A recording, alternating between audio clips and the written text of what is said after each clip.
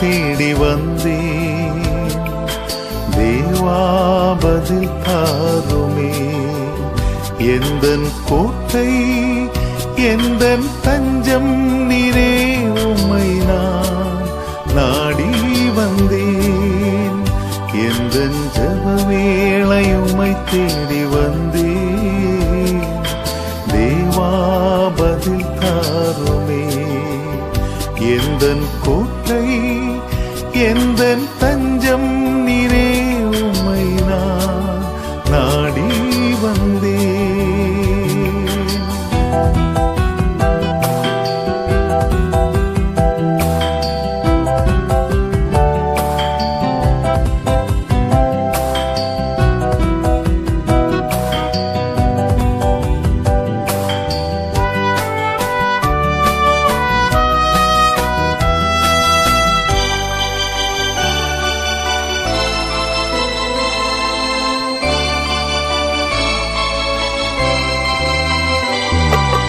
சோராது ஜெபித்திட ஜெபாவி வரம் தாருமே. தடையாவும் கர்த்தராகிய இயேசு கிறிஸ்துவின் பரிசுத்தமுள்ள நாமத்திலே இந்த விசேஷமாக இன்றைய செய்திக்கு கடந்து வந்து உங்கள் அனைவரும் வாழ்த்துகிறேன். இன்றைக்குள்ள ஒரு வேத புத்தகத்தினுடைய செய்தி வந்து book of Daniel. The book of Daniel பழைய ஏற்பாட்டிலே ஒரு விசேஷமான ஒரு புத்தகம். அதே போல புதிய ஏற்பாட்டிலே ஒரு விசேஷமான புத்தகம் என்று சொன்னால் அது வெளிப்படுத்துகிற விசேஷம். புதிய ஏற்பாடிலே பழைய ஏற்பாடு புத்தகத்திலே வெளிப்படுத்துகிற விசேஷம் என்ற ஒரு புத்தகம் எதுப்பா அப்படின்னு கேட்டா that is Daniel. சோ கர்த்தருடைய விசுவாசிகளே, ஆதி காலங்களிலே ஆண்டவர்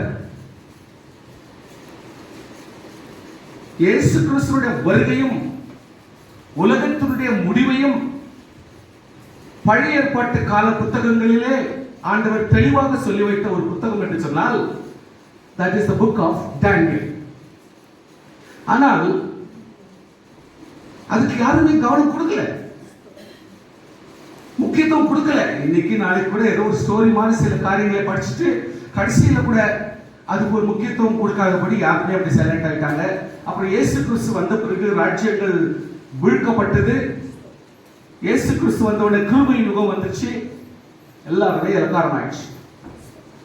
கிருபை கிருபை கிருபை. எவ்வளவு தப்பு செஞ்சாலும் உடனே தண்டனை வராதபடினாலே சில நேரத்தில் தண்டனை வருது, வந்தனாலும் வந்தாத மாதிரி ஆக்ட் பண்ணிட்டு நம்ம அப்படியே மறைச்சு நம்ம கரெக்டா இருக்கிற மாதிரி நம்ம காட்டிக்கிட்டு நம்ம வாழ்க்கை நடத்திட்டு போயிருக்கிறோம். ஏன்னா பக்கத்துல ஜனங்களுக்கும் நம்ம கூட குடும்பத்துக்கும் நம்முடைய நபர்களுக்கும் அந்த பிரஸ்டீஜ் போகாதபடிக்கு நம்ம எல்லாரும் நம்மள மறைச்சுக்கிறோம். ஸ்பெஷலி இந்த புக் ஆஃப் டேனியல் வந்து very very prominent and important book. வெளிப்படுத்தல் இன்னும் சீரா படிக்கல அப்படின்னு நீங்க யோசித்தீங்கன்னா டேனியலை படிக்கலாம். ஒருவேளை டேனியல் படிக்கல இது வரைக்கும் அப்படின்னு சொன்னீங்கன்னா இன்றைக்குரிய மெசேஜ் நீங்க கொஞ்சம் கரெக்டாவே கேட்டுட்டீங்கன்னா அதுக்கப்புறம் நீங்க பைபிள் அந்த புத்தகத்தை படிக்கும் பொழுது ரொம்ப அழகான உங்களுக்கு நம்ம பைபிள் படிக்காதீங்க ப்ளீஸ்.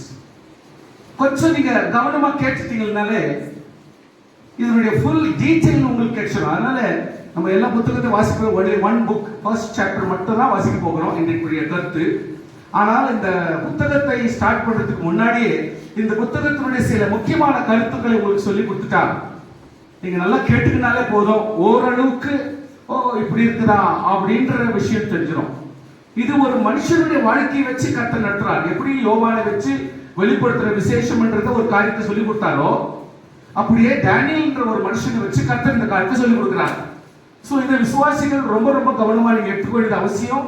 ஒருவேளை நம்ம சபையில இந்த காரியத்தை நம்ம இன்னைக்கு நம்ம சொல்லி கொடுக்கிறோம்னா இது வெரி வெரி வெரி இம்பார்ட்டன்ட் டே என்னன்னு சொல்லலாம். சோ முதலாவதாக டேனியல் என்றது யார் அது தெரிஞ்சுக்கிறதுக்கு 1 நாளாகமம் 3ஆம் அதிகாரம் 1ஆம் வசனம் நீங்க வாசிக்க வேண்டியதில்லை, டைம் இல்லை எனக்கு. 1 நாளாகமம் 3ஆம் அதிகாரம் 1ஆம் வசனம், First Chronicles 3 chapter 1 ಮೊದಲನೇ ಪೂರ್ವಕಾಲ ಅತ್ಯಂತ ಮೂರನೇ ಅಧ್ಯಾಯ 1ನೇ ವಚನದಲ್ಲಿ தாவீதுக்கு எப்ரோனில் பிறந்த குமாரர் இஸ்ரவேல் ஊராளான அகினோவாம் இடத்தில் பிறந்த அம்னோம் முதற் பேரானவன். அடுத்து கர்மேல் ஊராளான அபிகாயில் இடத்தில் பிறந்த தானியேல் இரண்டாவது. So he is the son of David. Please ரொம்ப கவனமா வசனங்களை நீங்க கேட்டுக்கலாம். டீடைல்ஸ் கொஞ்சம் சீராக படிச்சுக்கலாம். எப்படிப்பட்ட குடும்பத்தை சேர்ந்தவன் அப்படின்னு சொன்னா எஸ்ரா 8ஆம் அதிகாரம் 1ஆம் வசனத்தில் வாசிக்கிறோம். எஸ்ரா 8ನೇ ಅಧ್ಯಾಯದ 1ನೇ ವಚನ. அர்தஷஷ்டா ராஜா அரசாளும் காலத்தில் பாபிலோனிலிருந்து என்னோட கூட வந்த தங்கள் பிதாக்கள் வம்சங்களின் தலைவரும் அவர்கள் வம்ச அட்டவணைகளும் ஆவன பினகாசின் புத்திரரில் கெர்சோம், இத்தாமாரில் குமாரர் புத்திரரில் தானியேல். சோ தானியேல் எந்த ஃபேமிலி வம்சத்துல வந்தவர்னா இத்தாமாருடைய ஃபேமிலி வம்சத்துல வந்தவர். அவரு தாவீதினுடைய கர்மேலின் ஊராளாக அபிகாயிலை கல்யாணம் பண்ண பிறகு அந்த அபிகாயில் மூலமாக பிறந்ததுதான் தானியேல். There is one more verse, Nehemiah chapter 9 verse 36 to 38ல இதோ இன்றைய தினம் நாங்கள் அடிமைகளாக இருக்கிறோம் சொல்றார் நெஹெமியா. இதோ பலனையும் நன்மையும் அனுபவிக்கும்படி நீர் எங்களுக்கு பிதாக்களுக்கு கொடுத்த இந்த தேசத்தில் நாங்கள் அடிமைகளாக இருக்கிறோம். அதின் வருமானம் எங்கள் பாவங்கள் நிமித்தம். நல்ல நோட் த பாயிண்ட் ப்ளீஸ். நீங்க பைபிள் படிக்காதீங்க ப்ளீஸ். படிச்சாக்கா நீங்க இதை ஃபாலோ பண்ண மாட்டீங்களே. நான் உங்களுக்கு சொல்லி கொடுத்துறேன் எல்லாமே. நீங்க நல்லா கவனிச்சிருங்க போதும். நீங்க நோட் பண்றது மட்டும் நோட் பண்ணலாம், ஆனா நீங்க எழுதிக்காதீங்க, யூஸ் இல்லை உங்களுக்கு. அதனால இந்த நெஹெமியா எப்படி வருத்தப்படுறாருன்னா, அதன் வருமானம் எங்கள் பாவத்தின் நிமித்தம் நீர் எங்கள் மேல் வைத்த ராஜாக்களுக்கு திரளா இருக்கிறது. எங்களுடைய வருமானம் ராஜாக்களுக்கு தான் பெனிஃபிட்டா இருக்குது. அவர்கள் தங்களுக்கு இஷ்டமானபடியே எங்கள் சரீரங்களை எங்கள் மிருக ஜீவன்களை ஆளுகிறார்கள். நாங்கள் மகா இக்கட்டில் அகப்பட்டிருக்கிறோம். இவையெல்லாம் இப்படி இருக்கிறபடினால் நாங்கள் உறுதியான உடன்படிக்கை பண்ணி அதை எழுதி வைக்கிறோம். எங்கள் பிரபுக்களும் எங்கள் லேவியரும் எங்கள் ஆசாரியரும் அதுக்கு முத்திரை போடணும் அப்படின்ட்டாங்க. அப்படி முத்திரை போடப்பட்டவர்களில் நெஹெமியா 10ஆம் அதிகாரம் 6ஆம் வசனத்தில் வாசிக்கிறோம். முத்திரை போடப்பட்டவர்கள் யார் என்றால் அதுல 7வது பேர் தான் தானியேல். நல்ல கவனிங்க. அகலியாவின் குமாரனாகிய திர்ஷாதா என்னும் நெஹெமியா, சிதேக்கியா, செராயா, அசரியா, இப்படி லிஸ்ட்ல போகும்பொழுது தானியேலும் வரான். சோ டோட்டலி இந்த பாயிண்ட்ல பார்த்தா இவர் தாவீதுடைய குமாரனும், தென் அபிகாயில் இடத்தில் தாவீதுக்காய் பிறந்த மனுஷனும், இத்தாமாருடைய ஃபேமிலியில வந்தவனும், தென் முத்திரை போடப்பட்ட முக்கியமான ஆட்களிலே தானியேலும் ஒரு ஆள். இப்படிப்பட்ட ஒரு மனுஷர் நல்ல அருமையான எருசலேமிலே வாழ்ந்து கொண்டிருக்கிறார். ரொம்ப ராயல் ஃபேமிலியில வந்தவர். அவரு எதுவும் குறைச்சல் கிடையாது. கர்த்தர் பேசிக்காவே நல்ல ஞானத்தை அறிவு கொடுத்திருந்தார். Daniel is basically very wealthy ஃபேமிலியில் இருந்து இருக்கிறான். அவனுக்கு எந்த குறைச்சலும் கிடையாது. பட் நல்ல கவனிங்க. Now as a teenager, maybe ஒரு 14-15 years approximately, அகராதி மூலியமா உங்களுக்கு தெளிவா சொல்றேன். அவர் அந்த வயசு இருக்கிறப்போ Daniel was kidnapped from his royal family, noble family in Judah. ஜூடியால இருக்கும் பொழுது இந்த தானியேல் தூக்கி திருட்டு தாளவாக எடுத்துக்கொள்ள போகப்பட்டான். அவன் பத்தி விஷயம் தெரிஞ்சிச்சு. அதனால ஆண்டவர் பார்த்தாரு, இஸ்ரவேல் ஜனங்களுக்கு புத்தி சொல்லி பார்த்தாரு, யாரும் சீர்படலை. அறிவு சொல்லி பார்த்தாரு, சரிபடலை. கட்சியில் ஆண்டவர் நெபுகத்நேச்சாருடைய அப்பன் அவனுக்கு கர்த்தர் தெளிவாக சொல்றாங்க, இந்த மாதிரி காரியத்தெல்லாம் இந்த மாதிரி காரியம் பண்ணு, இது செய்ய சொல்லிட்டு அவன் சொன்ன உடனே இதை நடக்குது. ஸோ கர்த்தருடைய பிள்ளைகளா வாழாதனால இன்றைக்கு உலகத்தான் ஒரு கர்த்தருடைய பிள்ளைகளை உபத்திரப்படுத்தவும், டிபோர்ட்டட், அதாவது ஒரு இடம் விட்டு இன்னொரு இடத்துக்கு தூக்கி செல்லப்படுகிற ஒரு சூழ்நிலை உருவாக்கப்பட வேண்டியதாக இருக்கிறது. ஆனபடினால் இப்படிப்பட்ட ஒரு சூழ்நிலையிலே நேபுகாத்நேச்சாருடைய காலகட்டத்திலே இஸ்ரவேல் ஜனங்கள் எல்லாருமே முடிஞ்ச அளவுக்கு எல்லாருமே அங்கிருந்து தூக்கப்படுகிறார்கள். அது 3 ஸ்டேஜ் இருக்குது. சோ அப்படிப்பட்ட ஒரு ஸ்டேஜ்ல ஃபர்ஸ்ட் டேனியல் அப்படிப்பட்டவர்கள் வர்றாங்க. Then he was deported to Babylon to be brainwashed into Babylonian culture. எதுக்காகனா பாபிலோனிய அவங்களுடைய வழிபாடுகளும் அவங்களுடைய தொழுகையும் அவங்களுடைய கல்ச்சரை அவங்க இன்டியூஸ் பண்ணி அவன் மூலமாய் மற்றவங்களுக்கு போதிக்கிறதுக்காக ஃபர்ஸ்ட் இப்படிப்பட்ட ஆளை நோட் பண்ணி ஆளை வச்சு இவனை தூக்குறாங்க. ஸோ அப்படி தூக்கிதான் இந்த வேற இடத்துல இருந்து கொண்டு வரப்பட்ட இவங்க புத்தி சொன்னா கேட்க மாட்டாங்க. அதனால எவ்வளவு இஸ்ரவேலர் இட்டு வராங்களோ அந்த இஸ்ரவேலருக்கு புத்தி சொல்லி சீர்திருத்தத்துக்கு இஸ்ரவேலன் ஒருத்தனை கூட்டின்னு போய் அவனே லீடரா போட்டு அவனை வச்சு இஸ்ரவேல் ஜனங்களை பாபிலோனுடைய கல்ச்சருக்கு டீச் பண்ண வைக்கிறாங்க. See the secret of kings. அந்த காலத்துல அந்த ராஜாக்களுடைய ராஜ தந்திரத்தை கொஞ்சம் நீங்க யோசிக்க வைப்போம். நான் ஒரு தீர்க்க தரிசனம் இப்படி வருது.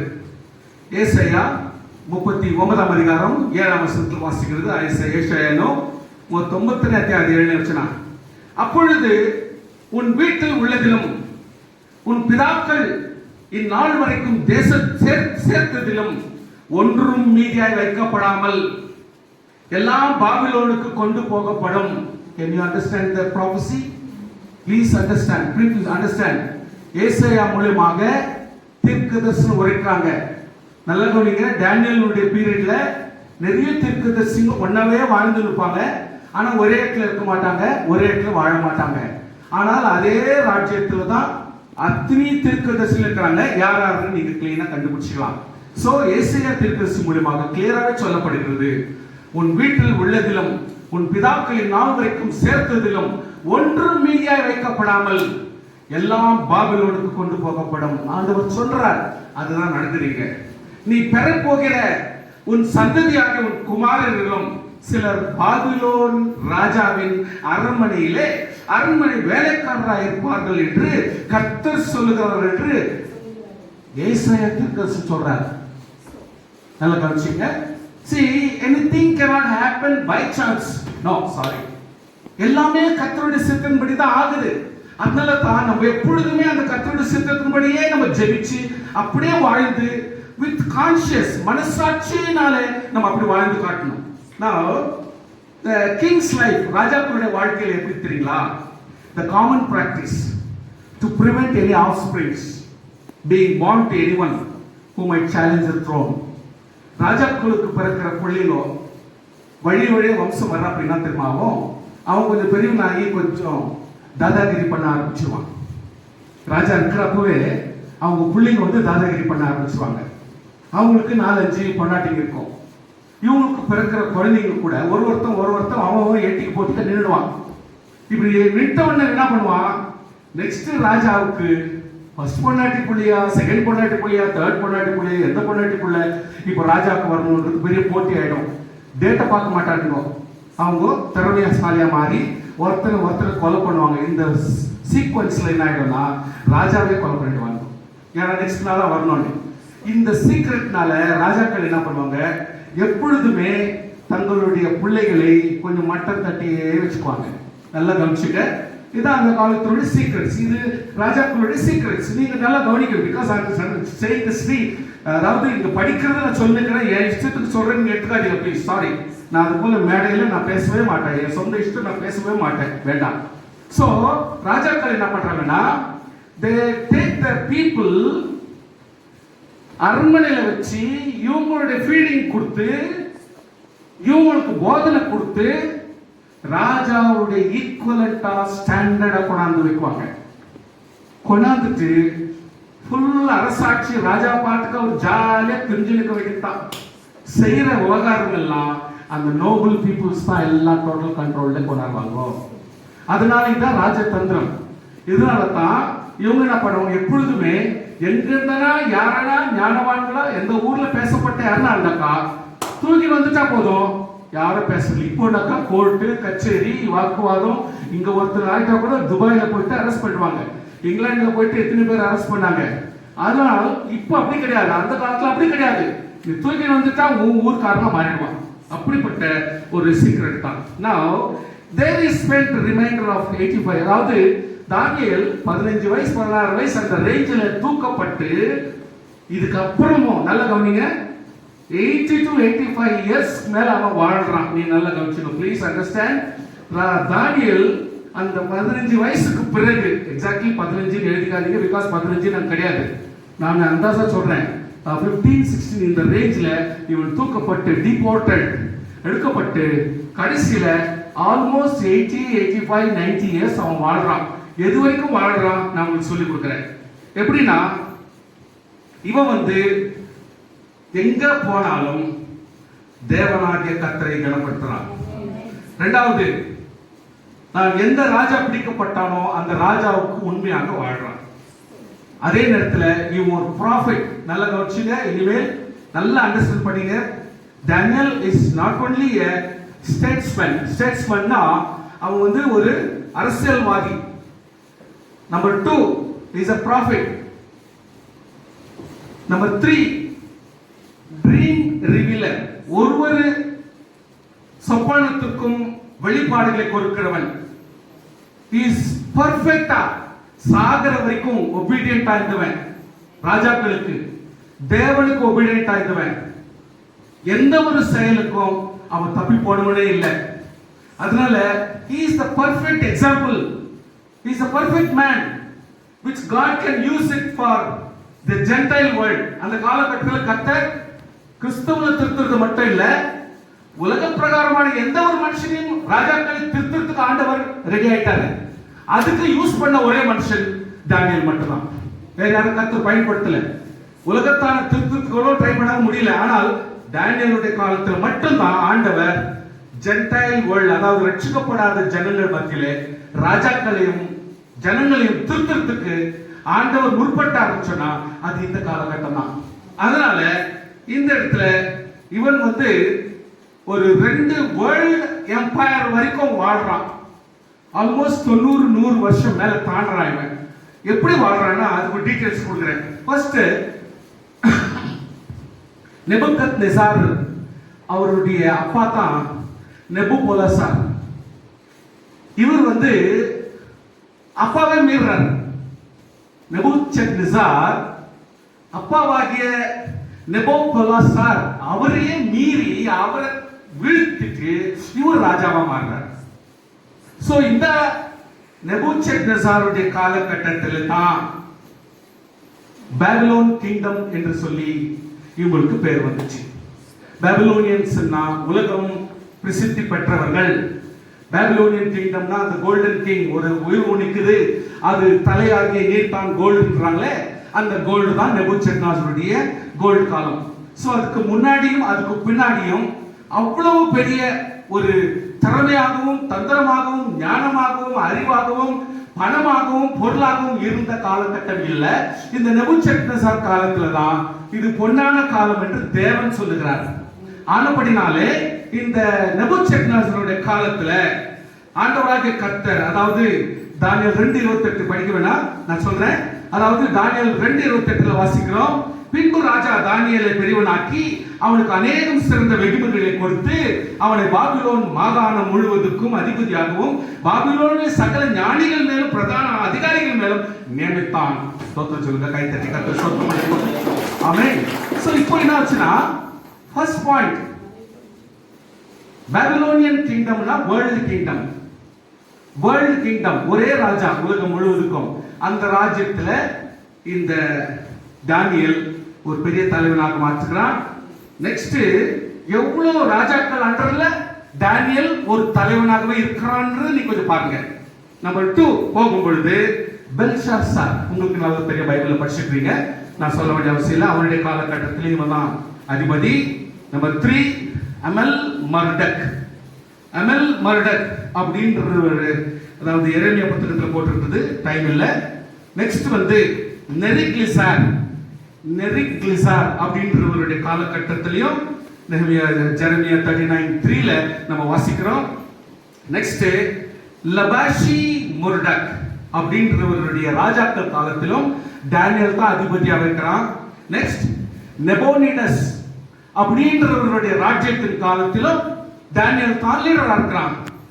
அதுக்கப்புறம் அந்த பாபிலோன் கிங்டம் போயிட்டு பிறகு நம்ம வாசிக்கிறோம் பாருங்களா, பாபிலோனியன் கிங்டம் போச்சு, அப்புறம் மேதோ பெர்சிய அரசு, அப்புறம் அது பிரிச்சு ராஜ்யம் பிரிஞ்சு 5 பேருடைய 4 பேருடைய கையில போகுது, அதுக்கப்புறம் அது பிரிஞ்சு 12 பேருடைய கையில போகுது, எல்லாம் போயிட்டு கடைசியில இயேசு கிறிஸ்துவ கல் காலில் மோதின உடனே அந்த ஃபுல் ராஜ்யாங்கத்தினுடைய அரசாட்சிகள் எல்லாம் ஒழுந்து போச்சு அப்படின்னு படிக்கிறோம் இல்லைங்களா.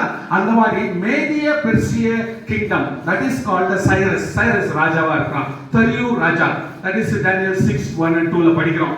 சோ இந்த தரியூர் ராஜா மேதியா பெர்சியா ராஜா. சோ டேனியல் எவ்வளவு வருஷம் இருக்கிறான்னா, ஃபர்ஸ்ட் ராஜாக்கள் காலத்துல ஸ்டார்ட் பண்ணி 529 BC வரைக்கும் இவன் ஆல்மோஸ்ட் 95 வருஷம் உயிரோடு இருக்கிறான். அந்த தரியூர் ராஜா கூட சரி, அவன் என்ன பண்றான், Daniel 6:1-2ல படிக்கிறோம், ராஜ்யம் முழுவதும் தரியூர், அதாவது Media Persian kingdom, maybe he is around 95 years 100 years வெச்சுக்கலாமே.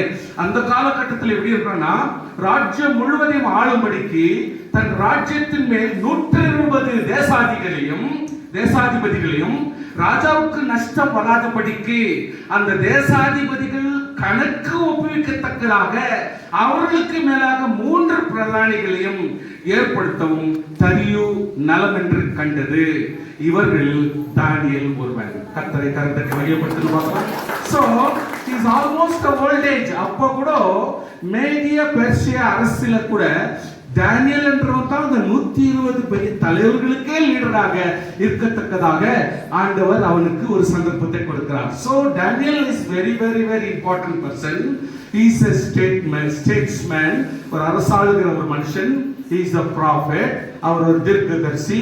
அதோடு கூட கர்த்தருக்கு ஸ்டார்டிங் டு எண்டிங் வரைக்கும் ஒரு விஷயத்துல கூட பின்மாற்றம் பண்ணாத தீர்க்கதரிசியா இருந்தால், 4வது ஜனங்கள் மத்தியிலும் எந்த ஒரு தப்பும் காட்டிக்காதபடி பரிசுத்தமாய் ஒரு ஜெபிக்கிற மனுஷனாய் ஒரு நல்ல ஒரு கிறிஸ்தவனாய் வாழ்ந்தான்னு சொன்னால் அது டேனியல் மட்டுமே. கர்த்தருக்கு ஸ்தோத்திரம் பண்ணுவோமாக. ஹல்லேலூயா. So the first campaign, அதாவது நெபுகத்நேசர் ஃபர்ஸ்ட் டைம் போறாரு, டேனியல் and 3 friends அவங்கள பிடிச்சி இழுத்துன்னு வர்றாரு. 2வது கேம்பெயின் போறாரு, மறுபடியும் இஸ்ரேல் போறாரு, 1000 கேப்டிவ்ஸ் இஸ்ரவேலர் 1000 பேரை பிடிச்சின்னு வந்துட்டாரு. அது கூட ப்ராஃபெட் எசேக்கியேல கூட பிடிச்சின்னு வராங்க. செகண்ட் டைம் போனப்போ, ஃபர்ஸ்ட் டைம் போறப்போ நெபுகத்நேசர் போறாரு, போயிட்டு இஸ்ரவேலை நாசப்படுத்திட்டு டேனியலையும் அந்த 3 வாலிபர்களையும் பிடிச்சின்னு வராங்க.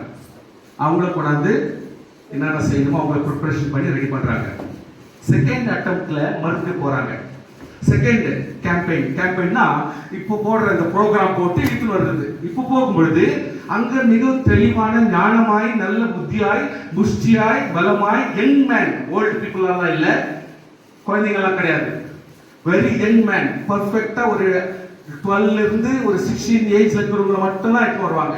அப்பதான் அவங்களுக்கு தக்கவாறு இன்னொரு 20-25 வருஷம் அவங்களுக்கு அரசாங்கத்துக்கு ஆளுங்க வேணும். அதனால இப்படிப்பட்ட ஆளுங்க தூக்கி வரதுக்காக ஹீப்ரூஸ் தான் ஞானம் உள்ளவர்கள், அந்த ஜூஸ். அதனால இவங்க போறாங்க. செகண்ட் கேம்பெயின்ல போறப்போ 1000 பேர் கேப்டிவ்ஸ் ஆக பிடிச்சிட்டு வராங்க. அதுல ப்ராஃபெட் எசேக்கியேலும் ஒருத்தரா இருக்கிறார். தேர்டா ஃபைனலா போயிட்டு வராங்க.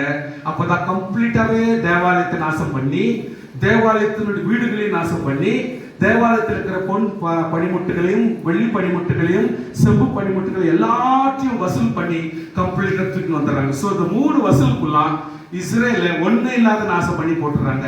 ஆண்டவருடைய தீர்க்கதரிசனம் நிறைவேறதுக்கு இது ஒரு காரணமாய் மாறி போச்சு. ஹல்லேலூயா. கர்த்தரை கரமேற்றி ஸ்தோத்திரம் பண்ணி பார்க்கலாம். எல்லாமே தேவனுடைய சித்தத்தின்படி நடக்கிறது என்பதுதான் உண்மை. ஸோ நவ் இந்த டேனியலை குறித்து யார் என்ன பேசுறாங்களோ இது கொஞ்சம் நமக்கு தெரியணும். சும்மா நம்ம பைபிள்ல படிக்கிறோம். At the same time, somebody will talk about Daniel. இதுல யார் பேசுறதுன்னா மத்தேயு 24:15 இயேசு கிறிஸ்து சொல்றாரு. எப்படி சொல்றாருன்னா, மேலும் பாழாக்குகிற அருவருப்பை குறித்து தானியேல் தீர்க்கதரிசி சொல்லியிருக்கிறானே, வாசிக்கிறவன் சிந்திக்க கடவன். நீங்கள் அதை பரிசுத்த ஸ்தலத்தில் நிற்க காணும் போது யூதேயாவில் இருக்கிறவர்கள் மலைகளுக்கு ஓடி போக கடவர்கள். இயேசு கிறிஸ்து சொல்றார். யாரை குறிச்சு? தானியேலை குறிச்சு சொல்றார். See, I have already, it is already been introduced through Daniel. வருங்காலம் டேஞ்சரா இருக்க போது, இயேசு கிறிஸ்துவோட வருகைன்னு ஒன்று இருக்க போது நீங்க எல்லாம் கவனமா இருக்கணும்னு சொல்லிட்டு ஆண்டவர் சொல்லி வச்சிருந்தார். யாரும் கவனிக்கல. இப்ப ஆண்டவராக இயேசு கிறிஸ்து ரிமைண்டர் கொடுக்கிறார். தானியேல் சொன்னது கொஞ்சம் ஞாபகம் படிக்க கூடாதா? இன்றைக்கு நான் எங்கன்னா ஓடி போய் செத்துலாமா, எங்கன்னா போய் மறைச்சிக்கலாமா அப்படின்னு ஓட சூழ்நிலை வருதான். அதான் ஆண்டவராக இயேசு கிறிஸ்து ஞாபகப்படுத்துறார் இந்த இடத்துல. நெக்ஸ்ட், தானியேல் ஒரு கண்டெம்பரரிஸ். கண்டெம்பரரிஸ் தானியேல் வாழும் பொழுதே சைமல்டேனியஸாவே அந்த நாட்டுல வாழ்றாங்கன்னா யாருன்னு சொன்னா, எசேக்கியேல் தீர்க்கதரிசி வாழ்றாரு, ஹபக்குக் வாழ்றாரு, ஜெரமியா வாழ்றாரு, செப்பனியா வாழ்றாரு. நல்லா கவனிச்சுங்க. These 4 people, Ezekiel, Habakkuk, Jeremiah and Zephaniah, mention himself as a person known for his righteousness and wisdom. அவங்க எல்லாமே 4 பேர் சொல்ற சத்தியமும் அவங்க சொல்ற தீர்க்க தரிசனத்தெல்லாம் நீங்க போய் பார்க்கும் பொழுது தானியேலை குறித்து இன்ட்ரோடக்ஷன் கொடுப்பாங்க. அவங்க கொடுக்கும் பொழுது என்னன்னு சொல்றாங்கன்னா, ஒரு உண்மை முத்தம் உள்ள ஒரு மனுஷன் என்று சொன்னால் அவன் தானியேல் என்று சொல்லியிருப்பாங்க. இரண்டாவது, ஞானமுள்ளவன் என்று சொல்லியிருப்பாங்க. சோ இந்த கூடவே வாழ்ந்து கொண்டிருக்கிற கண்டெம்பரரிஸ், அதாவது அவங்களும் ஒரு சேர்ந்து வாழக்கூடிய அந்த காலகட்டத்தில் வாழ்ந்த நபர்களில் அந்த 4 தீர்க்கதரிசிகளும் கூட இந்த தானியேலை குறித்து உண்மை உள்ளவன், அவன் ஞானம் உள்ளவன் என்று அவர்கள் சொல்லி இருக்கிறார்கள். கர்த்தருடைய பிள்ளையே, he is not only, அதாவது உங்களுக்கு ஆல்ரெடி சொல்லியிருக்கிறேன், he is a statesman, நல்ல அரசியல்வாதி.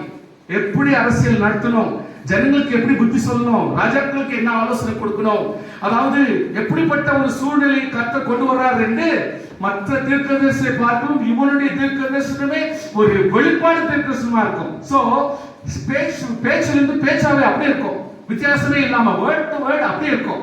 சோ கர்த்தருடைய பிள்ளைகளே, இந்த இடத்துல தெளிவாக சொல்ல போனால் தானியேல் புத்தகத்தினுடைய ஒரு முக்கியமான அம்சம் ஒன்று இருக்குது. அது உங்ககிட்ட பேசப்படும். தெரியல நீங்க சொல்லிடாதீங்க, மைசேவர்ல இருக்கிறவங்க 70th வீக்னு பேசுவாங்க. 7 வாரங்கள் எல்லாம் சொல்லுங்க எல்லாரும். 7 வாரங்கள், அதாவது பைபிள் படிக்கும் பொழுது தானியேல் புக்ல வரும் பொழுது 7 வாரங்கள் அப்படின்னு சொல்லிட்டு நீங்க படிப்பீங்க. என்ன சார் 7 வாரங்கள் 7 வாரங்கள் அப்படின்னு படிக்கிறோமே இப்படின்னு சொல்லிட்டு கேட்பாரு. தானியேல் புக்ல தான் கரெக்டா சொல்லியிருக்காரு. என்னன்னா, ஒன்னு பிரசன்ட் சொல்லியிருப்பாரு, ஒன்னு ஃபியூச்சர் சொல்லியிருப்பாரு. 70th week ன்னு சொன்னா it has got its present and also the future. What is that present? ஆண்டவர் சொல்றாரு, நீ நாஸ்திகனா இருந்தாலும் சரி, நீ ராஜாவா இருந்தாலும் சரி, நீ விசுவாசியா இருந்தாலும் சரி, அவிசுவாசியா இருந்தாலும் சரி, 7 வாரம் தர ரட்சிக்கப்பட்டா ரைட், இல்லையா கலாஸ், முடிஞ்சு போச்சு கதை, இனிமேல் நான் பொறுக்க மாட்டேன். இந்த மாதிரி ஒரு எச்சரிப்பு ஷார்ப்பா கத்தி மாதிரி பேசுறது இந்த இடத்துல தான். சோ தானியேலுக்கு 9th சாப்டர்ல ஆண்டவர் ரொம்ப தெளிவா கட் அண்ட் ரைட்டா பேசி இந்த ஷார்ப் கரெக்டா இப்படி முடியணும்னு சொன்னது இந்த இடத்துல தான். So 70 weeks is your time. 70 weeks குள்ள நீ உலகத்தானாயிரு, ரட்சிக்கப்படாதவனாயிரு, ரட்சிக்கப்பட்டவனாயிரு, நீ ப்ராஃபிட்டானாயிரு, யாரனாயிரு, பாவத்திலிருந்து விலகுறியா, மனம் திரும்புறியா, சீர்படுறியா, ஒழுக்கமா நடக்கிறியா, நட, இல்லையா உன்னுடைய வாழ்க்கை இதோட க்ளோஸ், கதை முடியுது. இந்த மாதிரி தெளிவா கட் அண்ட் ரைட்டா பேசுறது இது ஒன்று தான். What is the second concept? First concept 70 வாரம். 70 வாரம்ன்றது இன்னொரு அர்த்தம் எப்படின்னா, பாதி வாரத்துக்குள்ளாமே இயேசு கிறிஸ்து கொல்லப்படுவார். அப்படின்னா 35 வாரங்கள்ல இயேசு கிறிஸ்து கொல்லப்பட்டார்னா யோசனை பண்ணி பாருங்க, எவ்வளவு வருஷங்கள் ஆயிருக்கும். ஓல்ட் டெஸ்டிமெண்ட்க்கும் நியூ டெஸ்டிமெண்ட் இருந்த கேப், பிளஸ் டேனியலுக்கும் மல்கியாவுக்கும் இருந்த கேப், இதெல்லாத்தையும் சேர்த்து கணக்கு நமக்கு தெரியல, அகராதியில் அவ்வளவு கிளியரா சொல்லப்படல. எப்படி இருந்தாலும் 70 வீக்ஸ்ன்றது 70 years தெரியல, 70 அப்படின்ற டீடைல்ஸ் சொல்லி கொடுக்குறாங்க. நிச்சயமாகவே ஃபர்ஸ்ட் 70ன்றது 70 வீக்ஸ்ல எல்லாம் மனம் திரும்பணும்ன்றது கதை. செகண்ட் 70ன்றது 70 into so many years ன்றது டெஃபினெட்லி இயேசு கிறிஸ்துவோட வருகை இருக்கும்ன்றது தான் கணக்கு. ஸ்தோத்திரம் ஸ்தோத்திரம். பாதி வருஷத்துல இயேசு கிறிஸ்துவை சாகடிப்பாங்கன்னு சொல்லிட்டு போடுது. அப்ப பாதி 35 வருஷத்துல இயேசு கிறிஸ்து செத்துட்டாருன்னு கணக்கு போட்டா இன்னும் பாதி வருஷத்துல இயேசு கிறிஸ்துவோட வருகை இருக்கும்ன்றது தான் கணக்கு. சோ இந்த இன்னொரு பாதி 35 வருஷம் இன்டு 70 வாரம்ன்றது என்ன கணக்கு வருதுன்னு தெரியல. இயேசு கிறிஸ்துவோட வருகை சமீபமா இருக்குது. we are almost near. hallelujah. ஏன்னா டேனியல்ல இருந்து இந்த இயேசு கிறிஸ்துவுடைய சாகர அந்த டேட் வரைக்கும் 35 வாரங்கள் முடிந்து அப்படின்னு சொன்னா we don't know exactly what is the Old Testament New Testament உடைய வருஷங்கள். அந்த கேப் 350 400 வருஷம் அப்படின்றாங்க. it is not exact. பொய்யெல்லாம் சொல்லக்கூடாது, சும்மா தப்பெல்லாம் பேசக்கூடாது. ஸோ இந்த எக்ஸாக்ட் கிடையாது. அப்படிப்பட்ட ஒரு 35 வாரங்கள்ல இயேசு கிறிஸ்து செத்தாருன்னு சொன்னா இயேசு கிறிஸ்து செத்ததிலிருந்து இயேசு கிறிஸ்துடைய வருகை வரைக்கும் அது எவ்வளவு 35 வாரம்ன்றது இன்னும் நமக்கு டெஃபினட்டா தெரியல. ஸோ கர்த்தருடைய பிள்ளைகளே நல்லா தெரியுது, இயேசு கிறிஸ்துடைய வருகை ஆல்மோஸ்ட் சமீபம். ஹல்லேலூயா. ஸோ இது கொஞ்சம் நீங்க நல்ல கவனமா நீங்க புரிஞ்சுக்கணும். Daniel was God's mouthpiece to Gentiles and Jewish world. Daniel மூலமா தான் கர்த்தர் எல்லா கதையும், அதாவது கரண்ட் என்ன நடக்கும், இப்போதைக்கு என்ன நடக்கும், and the future plan எல்லாத்தையுமே கர்த்தர் டேனியல் மூலமா கர்த்தர் செய்கிறார். இப்போ அதாவது இங்க ஆண்டவர் இங்க எதிர்பார்க்கிறது வித்தியாசம், மற்றவங்களை போல இல்லை. இந்த 2 நாளாகமும் 7ஆம் அதிகாரம் 14ஆம் வசனத்துல சிலதெல்லாம் வாசிக்கிறீங்க இல்லைங்களா? என்னங்கிறது ஏழு ஜனங்கள் என் நாமம் தரிக்கப்பட்ட என் ஜனங்கள் தங்களை தாழ்த்தி கொள்ளாது. இது வந்து வெறும் ஜனங்கள் கர்த்தருடைய பிள்ளைகளுக்கு மட்டும் சொல்ல, டோட்டல் உலகத்துல வாழ்ற எல்லாருக்கும் சொல்றாங்க. அது போலதான் இந்த இடத்துல கர்த்தர் வந்து நேஷனல் ரிப்பெண்டன்ஸ் எதிர்பார்க்கிறார். It is not the society repentance, it is not the church repentance, it is not the family repentance, it is not the individual repentance. ஆண்டவர் நேஷனல் repentance எதிர்பார்க்கிறார். தேசத்தில் இருக்கிற எல்லா ஜனங்களும் மனம் திரும்ப வேண்டும் என்று சொல்லப்பட்ட காலகட்டம் இது. ஹல்லேலூயா. தேசத்தில் இருக்கிற எல்லாருமே மனம் திரும்ப வேண்டும் என்று சொல்லப்பட்ட காலகட்டம் தான் eventually led to God's, அதாவது the long continued sin of the Judeans. யூத ஜனங்கள் கர்த்தருடைய பிள்ளைகள் காலாகாலத்துக்கு எவ்வளவு சொன்னாலும் மரமண்டிங்க மாதிரி கொஞ்சம் கூட கீழ்ப்படியாம தான் செஞ்சதே செஞ்சுக்கின்னு தான் பண்ணதே பண்ணிக்கின்னு பேசுறதே பேசிக்கின்னு வாழ்ந்தபடினாலே ஆண்டவர் என்ன பண்றாரு, வித்தவுட் நேஷனல் ரிப்பெண்டன்ஸ் இல்லாதபடினாலே eventually it led God's judgment. ஆண்டவர் ஜட்ஜ்மென்ட்க்கு ஒரு காரணமா மாறி போச்சு. அதனால தான் ஜெரமியா, ஹபக்குக், செபனியா தெளிவாக வார்னிங் கொடுக்குறாங்க. அந்த காலகட்டத்தில் அவங்களும் கொடுத்துருக்காங்க, டேனியலும் கொடுத்துருக்காங்க. கர்த்தருடைய பிள்ளைகளே தானியேல் 4:35 வாசிக்கிறோம். அவர் தமது சித்தத்தின்படியே வானத்தின் சேனையையும் பூமியின் குடிகளையும் நடத்துகிறார். Very important verse. We need to know. கர்த்தர் தெளிவாக சொல்லப்படுகிறது. அதாவது தானியேல் 4:35 நீங்க யாரா வாசித்தா கூட நான் சந்தோஷப்படுவேன். 4:35 please go ahead gentlemen. பூமியின் குடிகள் எல்லாம் ஒன்றுமில்லை என்று எண்ணப்படுகிறார்கள். அவர் தமது சித்தத்தின்படியே வானத்தின் சேனையும் பூமியின் குடிகளையும் நடத்துவார்.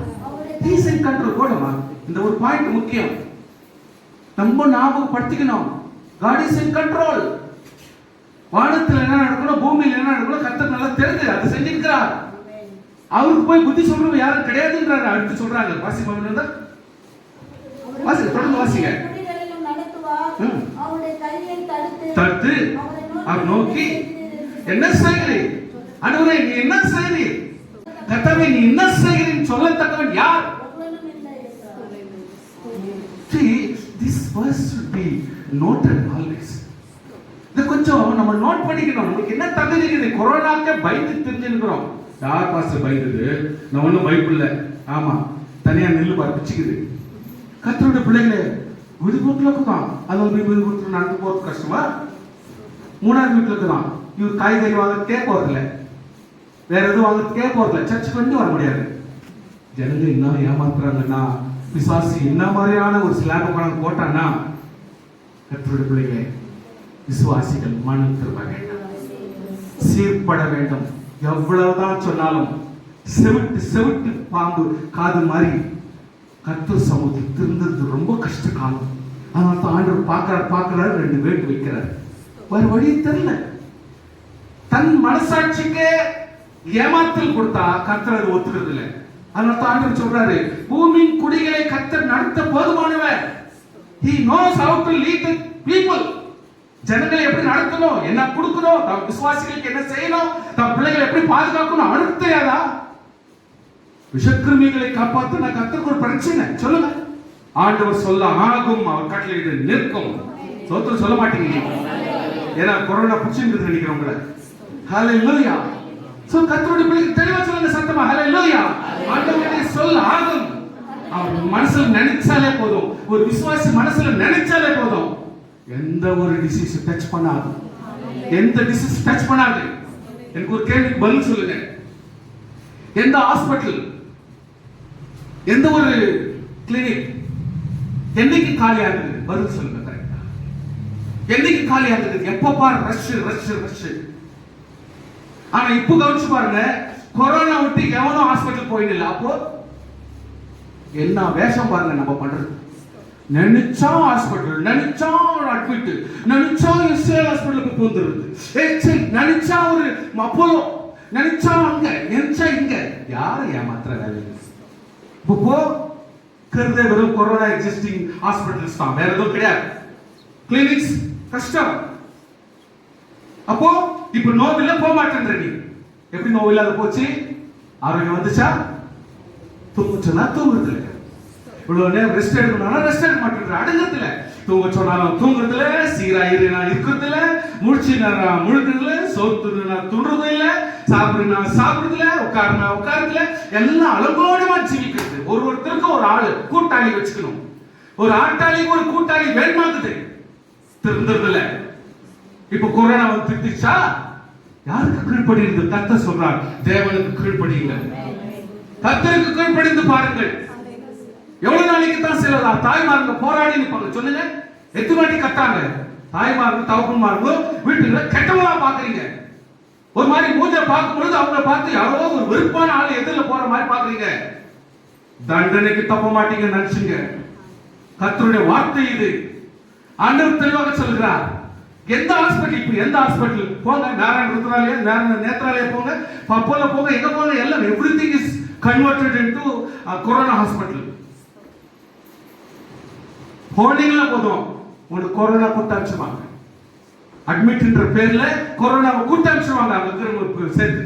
அதனால இப்ப நம்ம கோவத்து பயப்படுறோம். அப்போ ஜுரம் இல்லையா உங்களுக்கு? எப்பவுமே வந்ததே இல்லையா?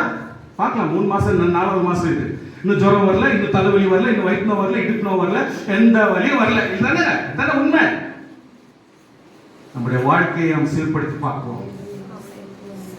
ஒரு எச்ஏஎல் ஃபேக்டரியில எச்ஏஎல் பிளைன் தயாரிக்கிற அந்த பிளைனுக்காக கர்த்தர் கவலைப்படுறாரா?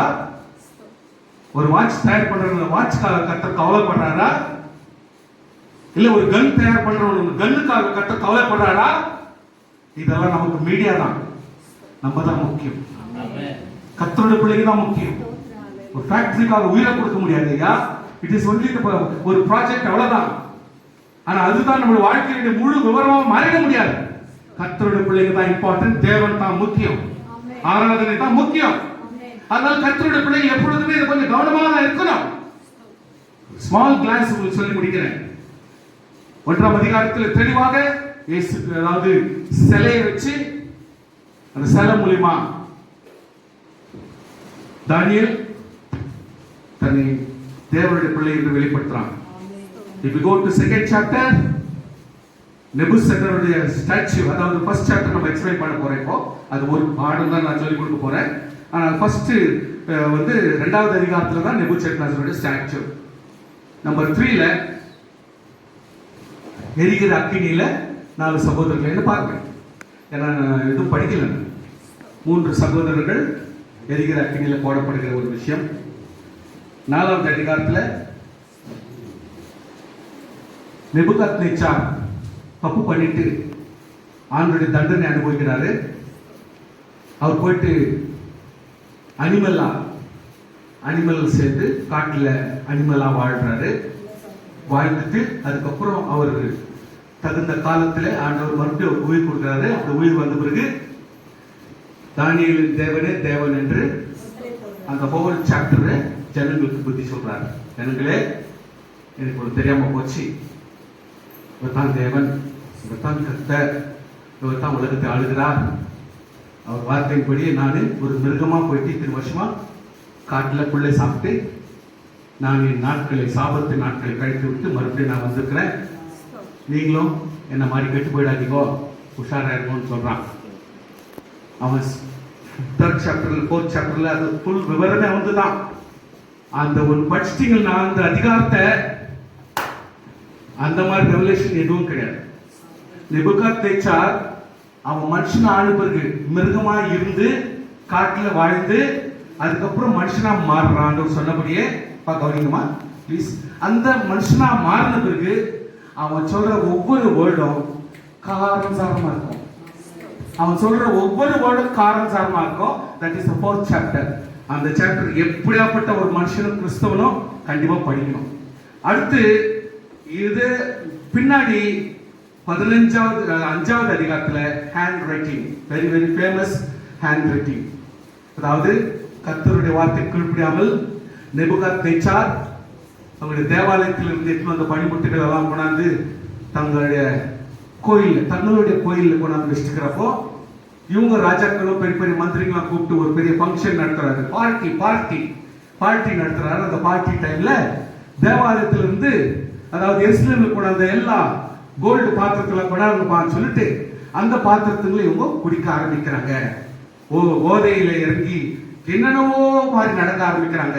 அப்பதான் ஆண்டவருடைய வார்த்தை வால் மேல பேச ஆரம்பிக்குது. The first and the last handwritten on the wall is only this 5th chapter. நல்ல கவனிங்க கர்த்தருடைய பிள்ளைகளே, இது ஒரு அற்புதமான ஒரு செயல். 6ஆம் அதிகாரத்திலே தானியேலை அநேக அதிகாரிகள் பொறாமையினாலே திவியில போடுறாங்க. அங்கேயும் கர்த்தரோட வெற்றி கொடுத்திருக்கிறார். ஹல்லேலூயா. 7ஆம் அதிகாரத்திலே ஒரு பெரிய 4 விதமான பீஸ்ட் வர்ற அந்த விஷயத்தை சொல்றாங்க. இது யூசுவலா நீங்க படிச்சுக்கிறதால அது வெளிப்பாடு, இப்பொழுது ரெவலேஷன்ல சொல்லப்படுகிற சத்தியங்கள் இந்த இடத்துல சொல்லப்பட்டிருக்கிறது. முதலாவது சிங்கத்தை போல ஒன்று, 2வது கரடியை போல ஒன்று, 3வது சிவிங்கி, அதாவது சிவிங்கி, 4வது கொடிய பயங்கரமான பலத்த மகா பலத்துமாயிருந்தது. சோ இப்படிப்பட்ட ஒரு மோசமான ஒரு லெவல் இருந்த 4 ஒரே மிருகம் இத்தனை தலைங்க இருந்துச்சதுல இத்தனை கதை இருந்தது. சோ இப்ப சிங்கம், கரடி, சிவிங்கி, கொடிய பயங்கரம், what is this? What is that? சிங்கம், அது கொம்பு, தக்க. Please understand. அதாவது இந்த காலத்துல சிங்கத்தை நேஷனல் அனிமலாய் கொண்டிருக்கிறது. சில நேரத்தில் 5 கண்ட்ரி கூட வச்சிருக்குது, 6 கண்ட்ரி கூட வச்சிருக்கு, சில நேரத்தில் 4 கண்ட்ரி வச்சிருக்கு. ஃபார் எக்ஸாம்பிள் ஒரு நல்ல ஒரு பேர்ட் பீகாக் நம்ம இந்தியான்னு பெருமை பாராட்டினா நம்மளை போல இன்னும் சில பேர் கூட வச்சுக்கிறதுக்கு அதிகாரம் இருக்குது, அவங்கள வச்சுக்கலாம். ஸோ அது போல இப்போ எதை கேட்டாலும் 2 நாடு 3 நாடு ஒரு பேர்டை வச்சுக்கிறாங்க. Which is the national bird? Which is the national animal? இப்படி ஒவ்வொன்று வச்சுக்கலாம். ஆனா நம்ம பேசுறது கதை இது இல்லை.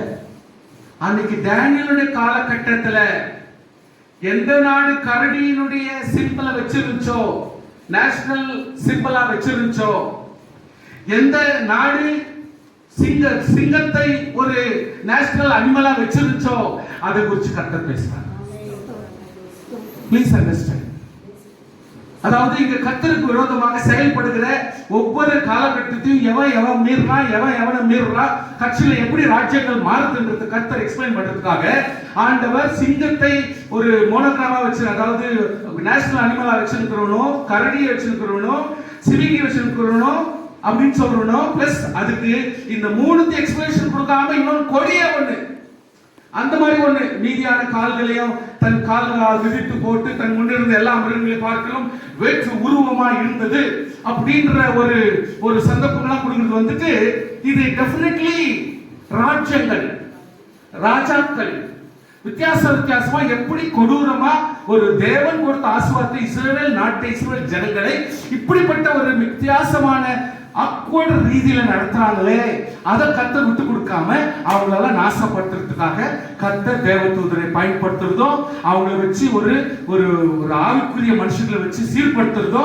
அதை செய்யறாங்க. அதுதான் இந்த தீர்க்கதரிசனுடைய இந்த வெளிப்பாடுகளுடைய அர்த்தங்கள் ஆகும். இதைதான் கர்த்தர் தானியேல்ல சொல்றாரு. ஆனால் அந்த காலகட்டத்தில் யாருமே அது பெருசா எடுத்துக்கல. இந்த ராஜ்யங்கள் அதுக்கப்புறம் 10 கொம்புன்னு வரும்.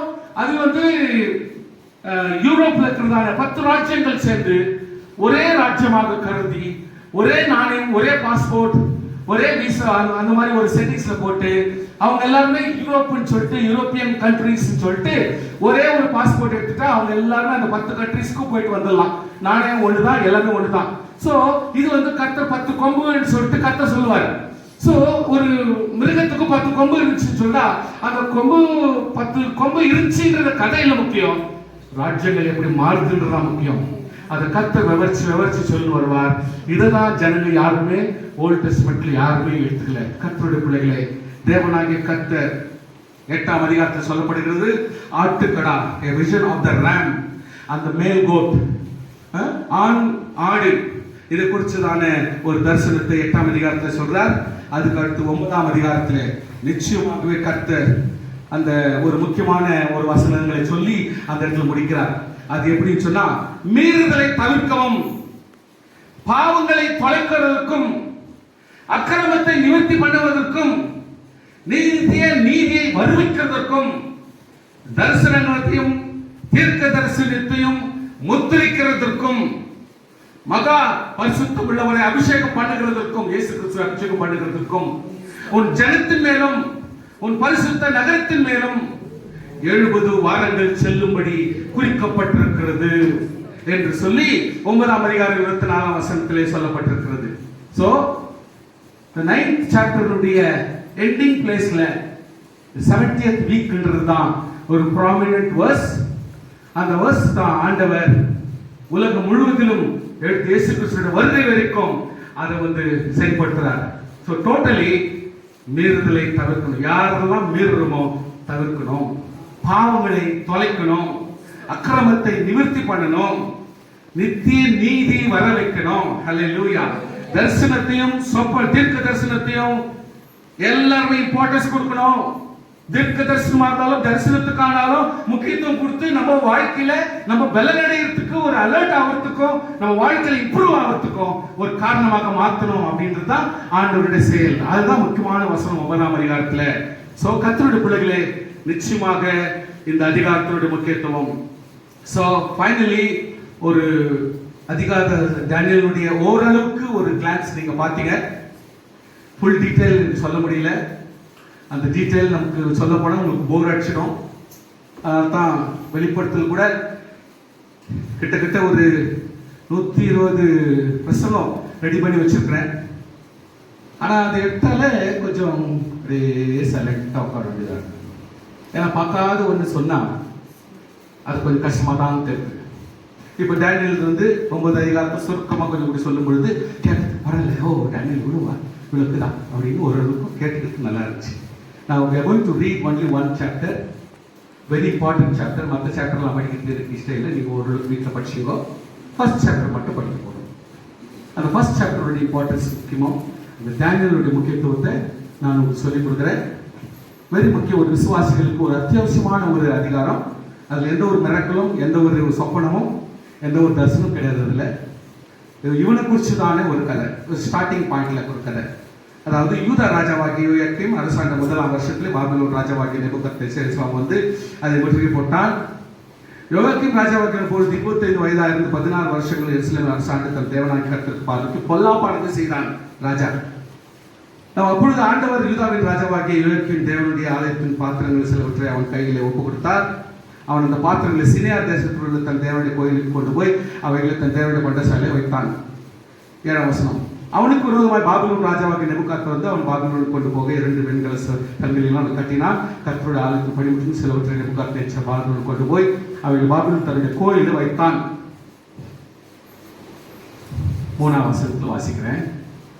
அப்பொழுது இஸ்ரவேல் புத்திரருக்குள்ளே ராஜ குலத்தாரிலும் துரை மக்களிலும் யாதொரு மாசும் இல்லாதவர்கள், அழகானவர்கள், சகல ஞானத்திலும் தேறினவர்களும், அறிவில் சிறந்தவர்களும், கல்வியில் நிபுணரும், ராஜாவின் அரண்மனையில் சேவிக்க திறமைகளுமாகிய சில வாலிபரை கொண்டு வரவும். பார்த்தீங்களா, ராஜாவுக்கு என்ன தேவைப்படுது பார்த்தீங்களா? ராஜாவுக்கு என்ன மாதிரி குவாலிட்டியான ஆட்கள் தேவைப்படுது பார்த்தீங்களா?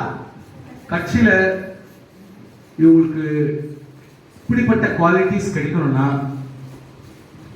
கவனிங்க, ரட்சிக்கப்பட்டவங்க கிடைக்காது. ஞானம் கர்த்தருடைய பிள்ளைகளுக்கு தான் சொந்தம்.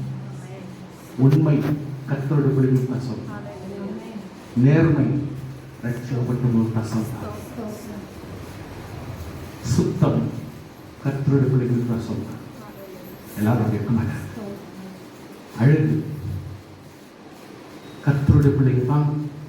ரூல்ஸ் பிரகாரம் வாழ்றதுனால தெளிவா குளிச்சு சுத்தமா இருந்து தன் உடம்பையும் தன் மனசையும் சுத்தமாய் காத்துக்கொள்வதற்கு தான் தான அழகு வரும். நல்லா புரிஞ்சுக்க ப்ளீஸ். சர்டன் பாயிண்ட்ஸ் நீங்க ரொம்ப ஆழத்தமா புரிஞ்சுக்கணும். நாஸ்திகருக்கு வராது. சென்டிமெண்ட்ல வாழ்றான். பூ விழுந்துட்டா பயப்படுறான், கால் தடிக்கிட்டா பயப்படுறான், பூனை எதிரில் போனா அவனுக்கு அப்படியே பிச்சுக்குது, போய் எங்கேயோ என்ன ஆயிட போதுறான், அப்படியே தீர்மானமே பண்ணி உட்காந்துறான். There are so many sentiments. பஸ்ஸில் ஏறினாலும் தப்பு, இறங்கினாலும் தப்பு, பேசினாலும் தப்பு, பார்த்தாலும் தப்பு. எதனா ஒன்று உருவம் தேவையில்லாத பார்த்துட்டாலும் பயப்படுறான், பார்க்கக்கூடாத மனுஷனை பார்த்தாலும் பயப்படுறான். இவங்களை வச்சு கர்த்தர் ஒன்றும் பண்ண முடியாது. மாசு இல்லாதவர்கள் கையெழுத்து, அழகானவர்கள் கையெழுத்து, சகல ஞானத்தில் தேறினவர்கள் கர்த்தருடைய தான் வர முடியும். அறிவில் சிறந்தவர்கள் கையெழுத்துங்க. கல்வியில் நிபுணர், ராஜாவின் அரண்மனையில் சேவிக்கத்தக்க திறமை உள்ளவர்களும் ஆகிய சில வாலிபர்னா அது கர்த்தருக்கு சம்பந்தப்பட்ட ஆட்களை வச்சுதான் பண்ண முடியும்.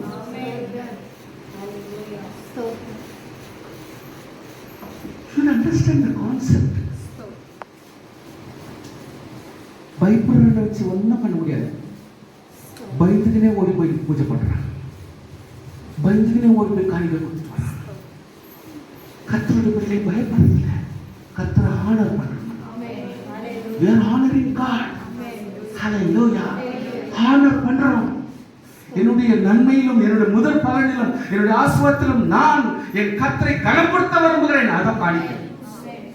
ஏதோ கலிப்பில் இன கிடைக்கிறது கர்த்தரை கனப்படுத்துறோம். கர்த்தருடைய பிள்ளைகள், அழகுள்ளவர்கள் கர்த்தருடைய பிள்ளைகள், ஞானம் உள்ளவர்கள் கர்த்தருடைய பிள்ளைகள், அறிவுள்ளவர்கள் கர்த்தருடைய பிள்ளைகள்.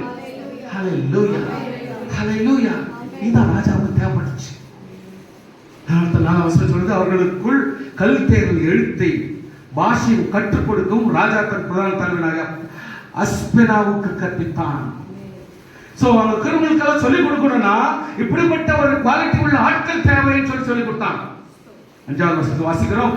ராஜா தான் உண்ணும் போஜனத்திலையும் தான் குடிக்கும் திராட்சரசத்திலும் நான் என்னென்ன சாப்பிடணும், ராஜா என்னென்ன சாப்பிடணும் அத்தனையும் இந்த ஆளுங்களுக்கு கொடுங்க.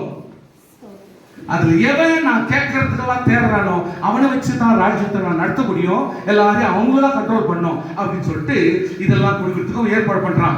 அது முடிவிலே அவர்கள் ராஜாவுக்கு முன்பாக நிற்கவும் செய்ய கட்டளையிட்டான். Daniel name judge of God. God is my judge. தேவனே என்னை நியாயம் விசாரிக்கிறவர். நம்ம எல்லாரும் சொன்னோம், தேவனே என்னை விசாரிக்கிறவர். I need to understand all the time. டேனியல்னு பேர் வச்சான். இன்னைக்கு நம்ம எல்லாரும் கூட டேனியல்னு ஒரு நிக்நேம் வச்சுக்கிட்டு நல்லுத்தான். Daniel is my judge. என்னுடைய யோசனையும் என் சிந்தனையும் என் செயலையும் என்னுடைய வாழ்க்கையும் என்னுடைய ஒவ்வொரு ஜட்ஜ்மெண்ட்டையும் ஜட்ஜ் பண்ணுகிற கர்த்தர். என்னுடைய ஜட்ஜ்மெண்ட் நியாயம் கிடையாது, என் தேவனுடைய நியாயமே தான். Hananiah, Jehovah the favored. Mishael, who is what God is. Azariah, Jehovah has strengthened. யாருன்னா சாத்ராக் மேஷாக் ஆபேத்நேகோ. சீக்ரெட் பாத்துங்க, சீக்ரெட் பாருங்க. 7ஆம் வசனத்தை வாசிக்கிறோம். தானியேல் பேர் வச்சா ஊர் உலகத்துல எல்லாருக்கும் டேனியல் ஒண்ணு கிறிஸ்டியன் வந்துருது இல்லையா? அதனால தான் அவங்க என்ன சொல்லிட்டாங்க, no no no, he is no more Daniel, he is Belshazzar. எப்படி யாரை கேட்கும் பொழுது பெல்ஷாசார், நேபுகத்நேச்சார் ராஜாவோட ராஜ்யத்தில் இருக்கிற ஒரு பெரிய பிரதானி. டேனியல் சொல்லிட்டா, ஓ he is from Jerusalem அப்படின்னுவாங்க எல்லாம். அதனால தான் அவங்க என்னன்றாங்க, பேரை மாத்தாங்க. இது ராஜா தந்திரம். கிங்ஸ் சீக்ரெட் பாத்தீங்களா? ரவுடி பாத்தீங்களா? நான் தானியேலுக்கு பெல்ஷாசார்னு பேர் வைக்கிறாங்க, அனனியாவுக்கு ஷாத்ராக்னு பேர் வைக்கிறாங்க, மிஷாவேலுக்கு மேஷாக்னு பேர் வைக்கிறாங்க, அசரியாவுக்கு ஆபேத்நேகோன்னு பேர் வைக்கிறாங்க. See, just deporting the name also. ஆளை தூக்குறது மட்டும் இல்ல, பேரை தூக்குறாங்க. இப்போ அவன் உருவமே இருக்க கூடாது, யாருக்கும் கண்டுபிடிக்க கூடாது. ஜெருசலேம் பேரு, இது யூதர்களுடைய பேரு, இது நல்ல ரட்சிக்கப்பட்டவருடைய ஜனங்களுடைய பேரு கூட வரக்கூடாது. ஏன்னா they are going to become a big citizens, பெரிய ஆட்களாக மாற போறாங்க. அதனால இவங்களுக்கு நல்ல அவங்க ஒரிஜினல் நேம் கொடுக்க கூடாது. So they are changing.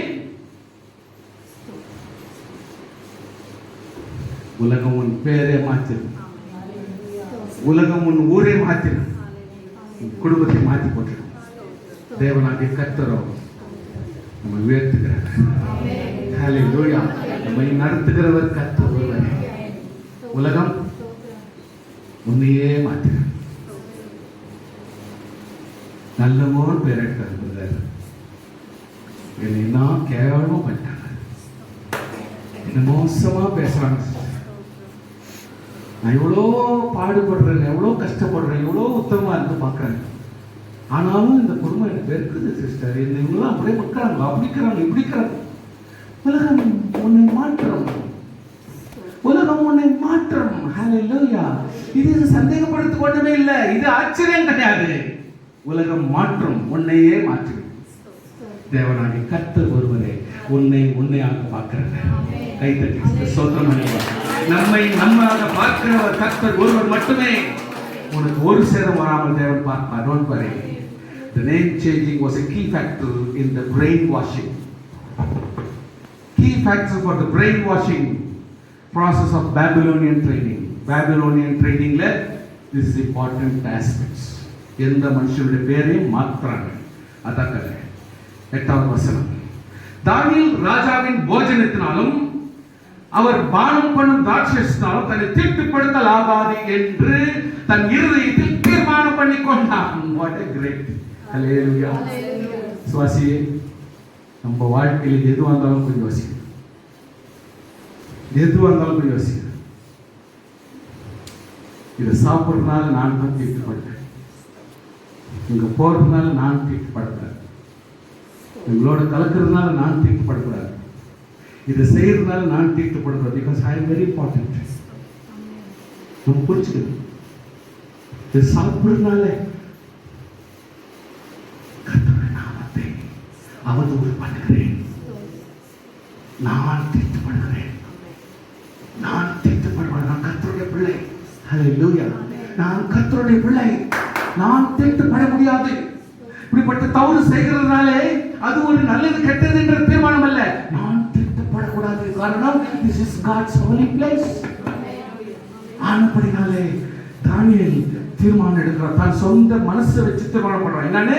தானியேல் ராஜாவின் போஜனத்தினாலும் அவர் பானம் பண்ணும் திராட்சைரசத்தினாலும் தன்னை தீட்டுப்படுத்தலாகாது என்று தன் இருதயத்தில் தீர்மானம் பண்ணிக்கொண்டு தன்னை தீட்டுப்படுத்தாதபடி பிரதான தலைவரிடத்தில் கேட்டுக்கொண்டான். Not being untrue to God's call of commitment. Daniel did not want to anger God by eating unclean food. உடம்பு புஷ்டி ஆகிறதுக்கும் பலன் ஆகிறதுக்கும் ஞானம் ஆகிறதுக்கும் அவன் கொடுக்குற சாப்பாடெல்லாம் சாப்பிட்டுனோனா அது Babylonian culture. You need to understand. Hallelujah.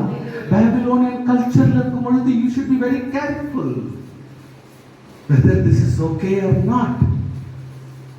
Sir, is happened our sister. யாரு கேட்கல? கர்த்தரிடத்திலே கேள், வேத புத்தகத்திலே கேள். ஹalleluya. மனுஷத்திலே கேட்காதே. அவனுக்கு என்ன தெரியுமா அத சொல்லி கொடுப்பான். தேவனிடத்தில் கேட்டுப்பார். ஆண்டவர் சொல்வார், உனக்கு ஞானத்தை கொடுக்கிறவர், உனக்கு அறிவை கொடுக்கிறவர், புத்தியை கொடுக்கிறவர், அழகை கொடுக்கிறவர், உனக்கு தெளிவை கொடுக்கிறவர், வல்லமை கொடுக்கிறவர் தேவனாகிய கர்த்தர். அவர் சொல்லுவார். Hallelujah. You cannot neither ask anybody, not somebody, only with the Lord or in the Bible. Many times you cannot ask even ஊழியக்காரர் ஒரு பாஸ்டர், அவங்களுக்கு என்ன தெரியுமா அதெல்லாம் வெளியே கொடுப்பாங்க. எல்லாத்தையுமே கேட்க முடியும். You need to decide yourself. You need to decide yourself. I cannot. நான் இந்த போஜனத்தின் நிமித்தம், இந்த பொருள் நிமித்தம், இந்த காரியத்தின் நிமித்தம், இந்த பேச்சு நிமித்தம் இந்த பரிசுத்த சரீரத்தை கெடுத்துக் கொள்ள எனக்கு இஷ்டம் இல்லை. அந்த வைராக்கியம் வந்தாதான் நீ விசுவாசி, இல்லைன்னா நாசவாசி. Should understand. Always we need to think over. ஓரளவுக்கு மைசேவல் நல்ல பைபிள் படிக்கிறோம், நல்ல வசனத்தை கேட்கிறோம். Should understand. வசனத்தை தான் படிக்கிறோம். எக்ஸாம்பிளா இருந்தா கூட வசனத்தை தான் படிக்கிறோம். தேவையில்லாத கதைகள் நம்ம பேசுறது இல்லை.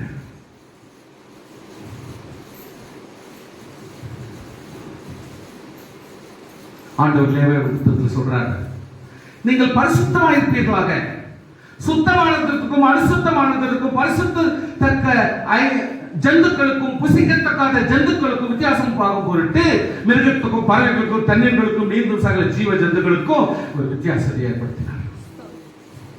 So he gives the difference. அசுத்தத்துக்கு டிஃபரன்ஸ், பரிசுத்தத்துக்கு ஒரு டிஃபரன்ஸ் கொடுக்கிறார். அதே மாதிரி லேவியர் புத்தகத்தில் இந்த காரியத்துல சேராது, இது கேரளத்தை சேராது நம்ம அதை படிச்சு கொடுக்க முடியல. ஏன்னா அதெல்லாம் சபையில பேச முடியாது. நீங்க தான் படிச்சுக்கணும். சோ நம்ம எல்லாமே கொஞ்சம் உஷாரா இருக்கணும். அதனால தானியேல் ரொம்ப உஷாரா இருக்கான். கர்த்தாவே நான் அதாவது God honors those who honor. என்னை கனம் பண்ணுகிறவன் கனவனே. ஆண்டவர் அதுதான் ஆண்டவர் ரிவர்சல்ல போட்டார். ஆபிரகாம் பார்த்து, உன்னை ஆசீர்வதிக்கிறவனை நான் ஆசீர்வதிக்கிறேன், உன்னை கனம் பண்ணுகிறவனை நான் கனம் பண்ணுகிறேன். நெகட்டிவ் நாம் பேச வேண்டாம். Always you talk about the positive. கனம் பண்ணுகிறவன் கனவனை. Now see the Daniel, he is honoring God. He is honoring God. He is honoring God. He is honoring God. நாம் எப்பொழுது தேவனை கனப்படுத்துவோம், கர்த்தர் நம்மை கனப்படுத்துவார். Sure blessings. இதுல ஒரு சந்தேகம் பட வேண்டிய அவசியம் இல்லை. தேவன் நம்மை காப்பாற்றாத நீ யாரை காப்பாற்ற முடியும்? கர்த்தருக்கு காப்பாற்றணும். Hallelujah. Now the concept is 9ஆம் வசனத்துல தேவன் தானியேலின் பிரதானியின் தலைவனிடத்தில் தயவு இறக்கம் கிடைக்க செய்தார். எப்படி? ஐயா, நான் கொஞ்சம் இது அவாய்ட் பண்ணிக்கிறேன், நீ கொடுக்கிற மரக்கறி அதெல்லாம் கொடுங்க, நான் சாப்பிட்டுக்கிறேன், நிச்சயமாய் கர்த்தர் எனக்கு உதவி செய்யறான்னு சொல்லி கேட்கிறப்போ, now sometimes they may not oblige, they may not heed to it. அவங்க நீ சொல்ற பேச கேட்கணும் அவசியம் கிடையாது. ஏன்னா ராஜாக்கு பதில் சொல்ல வேண்டிய அவன். ஆனால் நீ எப்பொழுது நியாயமான ஒரு டிசிஷனுக்கு வரியோ, எப்பொழுது தேவனை கனம் பண்ணி தன்னை பரிசுத்தமா வைத்துக் கொள்ள விரும்புகிறாயோ, தேவன் அவனுக்கு நீ செய்கிறார். அதனால அவன் என்ன சொல்றான்? ஓகே, for 10 days உனக்கு சான்ஸ் தரேன். 10 days, not 2-3 months. ஏன்னா ரொம்ப லாங் டேஸ் இருக்குது. 2-3 months 4 months எல்லாம் கிடையாது.